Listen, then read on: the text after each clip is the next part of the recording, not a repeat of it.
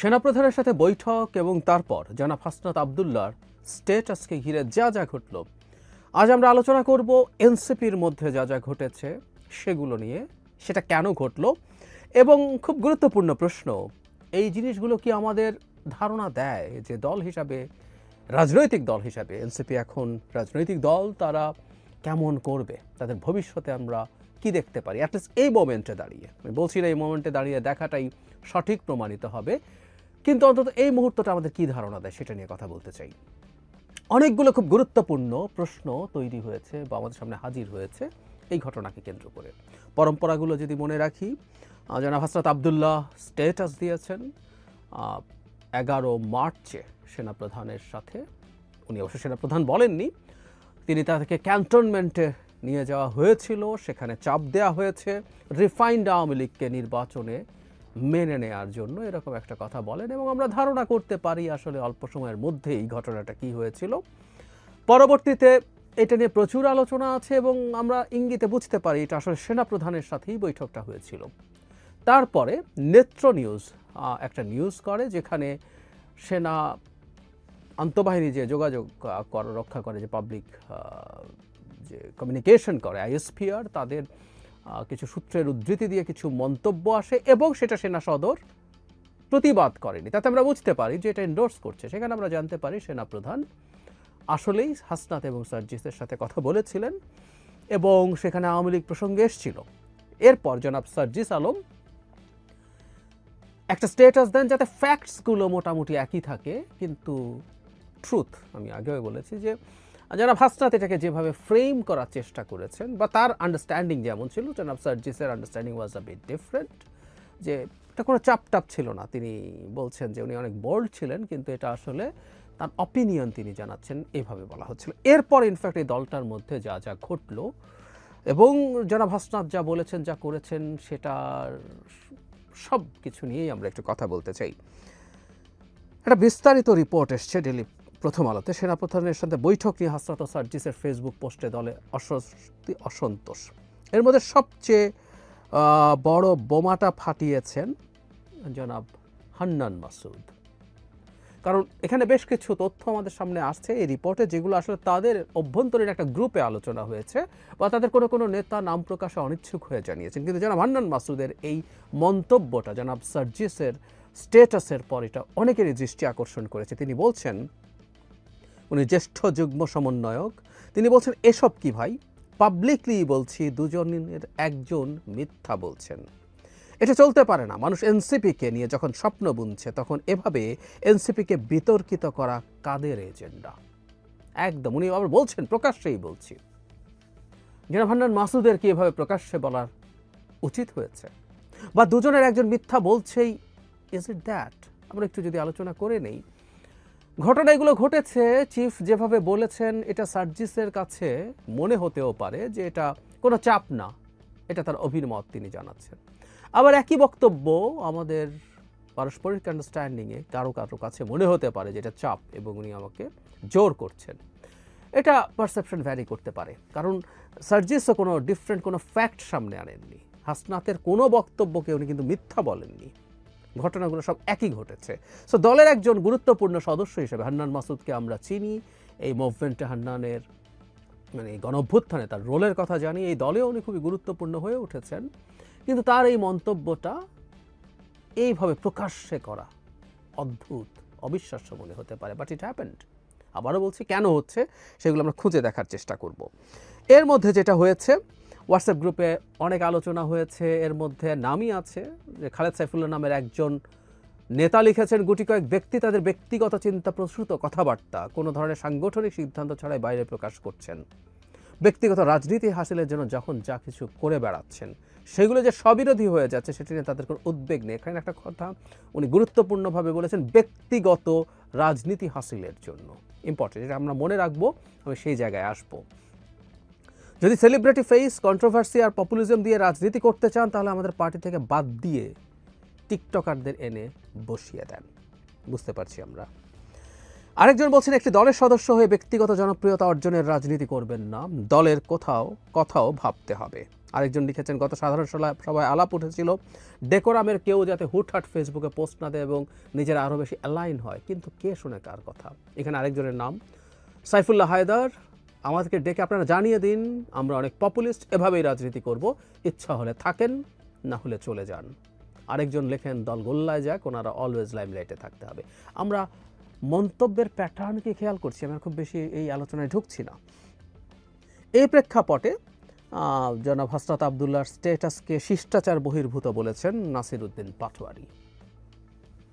এটা আসলে বলা হয়তো জরুরিও ছিল, কারণ সেনাপ্রধানের বিরুদ্ধে যেই ভাষায় স্ট্যাটাস দেওয়া হয়েছে সেটা নিশ্চিতভাবেই তাদের দল এবং দলের প্রতি একটা নেগেটিভ পারসেপশন বিভিন্ন দিকে তৈরি হয়েছে, বিশেষ করে সেনাবাহিনীর মধ্যে অসন্তোষ তৈরির চেষ্টা থাকতে পারে। জনাব পাটোয়ারি এটাকে একটু কঠোর ভাষাতেই বলেছেন, মানে দলের মধ্যকার, মানে জনাব পাটোয়ারির মতো মানুষও আমি জানি না জানতেন কি না যে ধরনের একটা মিটিং হয়েছে, যিনি দলের খুবই গুরুত্বপূর্ণ একজন সদস্য।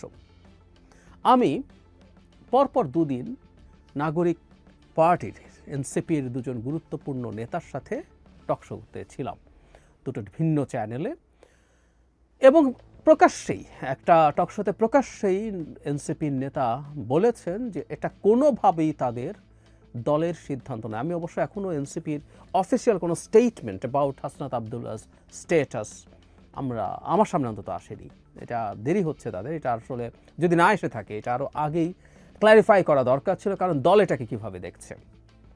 তো তিনি অন রেকর্ড বলেছেন যে এটা আসলে দলের কেউ, দল এটাকে এন্ডোর্স করছে না এবং দলের পক্ষ থেকেও তারা সেখানে যাননি। তাহলে আমরা খেয়াল করি মোটা দাগে তাহলে ব্যাপারটা এই দাঁড়ালো, হাসনাত সার্জিস আলাদাভাবে যোগাযোগ করে, মানে তাদেরকে ধরে টরে নিয়ে গেছে বা ডেকে নিয়ে গেছে এরকম না, তারা যোগাযোগ করে সেনাপ্রধানের সাথে দেখা করেছেন, তারা এই আলাপগুলো করে এসছেন, অথবা তাদেরকে যদি সমন করে নিয়েও যাওয়া হয় বা আমন্ত্রণ করে নিয়েও যাওয়া হয়, এই প্রত্যেকটা পদক্ষেপ অন্তত তাদের একটা কোর কমিটি আছে, সেই কমিটির জানার কথা ছিল যে আমাদেরকে ডাকা হয়েছে, আমরা যাচ্ছি, কী বিষয়ে আলোচনা হতে পারে, কি বলবো আমরা, কি করব, তাদের একটা যাওয়ার আগেই একটা বৈঠক হওয়ার কথা ছিল, হওয়া উচিত ছিল খুব স্বাভাবিকভাবেই। সেটা তারা করেননি, তারা গেলেন, তারা এসে এমনকি ফেসবুক স্ট্যাটাসে দেওয়ার আগ পর্যন্ত সম্ভবত খুব গুরুত্বপূর্ণ অনেকেই জানতেন না তারা এই কাজটা করেছেন। মানে তো অবিশ্বাস্য ব্যাপার, দুজনের একজনও অন্তত কোর কমিটি, আমরা এখনও জানি না তাদের ডিসিশন মেকিং কীভাবে হয়, আমি ধরে নিচ্ছি তাদের একটা কোর কমিটি আছে যেটার কথা তারা বলেন সেটাই নেয়, ফিরে এসে অন্তত তাদেরকে তো ব্রিফ করার কথা ছিল, তারপর সেটা নিয়ে কী করবেন না করবেন। নট অনলি দ্যাট, এত বড় একটা ব্যাপার ফেসবুকে দেওয়ার জন্য জনাব হাসনাত আবদুল্লাহর কিন্তু দলের সাথে আলোচনা করা দরকার ছিল। উনি কি করেছিলেন? আচ্ছা, যদি করে থাকেন এবং দল যদি বলে স্ট্যাটাস দাও, কোর কমিটি বা টপ যে লিডারশিপ আছে তারা, ভয়ঙ্কর কথা। তাহলে এই দল কি মনে করে, একটা রাষ্ট্র, একটা স্টেট কীভাবে ফাংশন করে, রাজনীতি কীভাবে করতে হয়, কী বোঝে তাহলে? আর যদি দল না জেনে থাকে, সেই দলের দুজন মুখ্য সংগঠকের একজন এবং জরুরি কথা সবচেয়ে পরিচিত ফেসদের একজন এইরকম একটা ভয়ঙ্কর অভিযোগ নিজে নিজে দিয়ে দিলেন, নিজে নিজে এরকম করে ফেলা যায়, এবং তার বিরুদ্ধে কোনো ব্যবস্থা, কোনো পদক্ষেপ নিচ্ছেন তারা। আবার জনাব সার্জিস আলম, আমি সার্জিসের এবারকার স্ট্যাটাসটাকে আমার কাছে টু সাম এক্সটেন্ট, এই ঘটনাটা ঘটে যাওয়ার পর এটা দলের প্রতি কিছুটা সহানুভূতি তৈরি বা অ্যাটলিস্ট ডিএসকালেট করা মিলিটারির সাথে টেনশনকে, সেই হিসাবে কাজ করবে। সুতরাং তিনি আলাপ করে দিয়েছেন কিনা জানি না, তিনি আলাপ না করেও যদি দিয়ে থাকেন, স্টিল এটা কিছুটা ডিএসকালেশন হয়েছে। যেমন জনাব নাসির উদ্দিন পাটোয়ারি যেভাবে এটাকে শিষ্টাচার বহির্ভূত বলেছেন, এটার মাধ্যমে এটাকে ডিজোন করার যে টেন্ডেন্সি সেটা, এবং জনাব হান্নান মাসুদের মতো একজন মানুষ প্রকাশ্যে দুজনের একজন মিথ্যা বলছেন, দুজনের একজন মিথ্যা না বলতেও পারেন, কারণ আসলে ওই যে বলেছে, আমি একটু আগেই ব্যাখ্যা করেছি, কিন্তু উনি প্রকাশ্যে এসে আবার এই কথাটা বললেন। তাহলে কি জনাব হান্নান মাসুদের এই দুইজনের প্রতি কোনো ক্ষোভ আছে যে উনি প্রকাশ্যে এই দুইজনকে মানুষের সামনে হিউমিলেট করতে চাইছেন? এই প্রশ্নগুলো যৌক্তিকভাবে আসবে, খুব স্বাভাবিকভাবেই আসবে। আর সোফার যা হয়েছে, আমি ধারণা করছি সার্কামস্টেন্সিয়াল এভিডেন্স দিয়ে যে এটা আসলে দলের সর্বোচ্চ পর্যায়ে বা জানতো না, তাদের যাওয়া, তাদের বৈঠক করে আসা, তাহলে তারা যে এটা করলেন তাতে গ্রুপে যে আলাপগুলো হচ্ছে প্রায় প্রত্যেকে একই কথা লিখছেন যে ব্যক্তিগত জনপ্রিয়তার জন্য তারা এই কাজগুলো করছেন, ব্যক্তিগত রাজনীতি এই শব্দটাও কেউ কেউ লিখেছেন।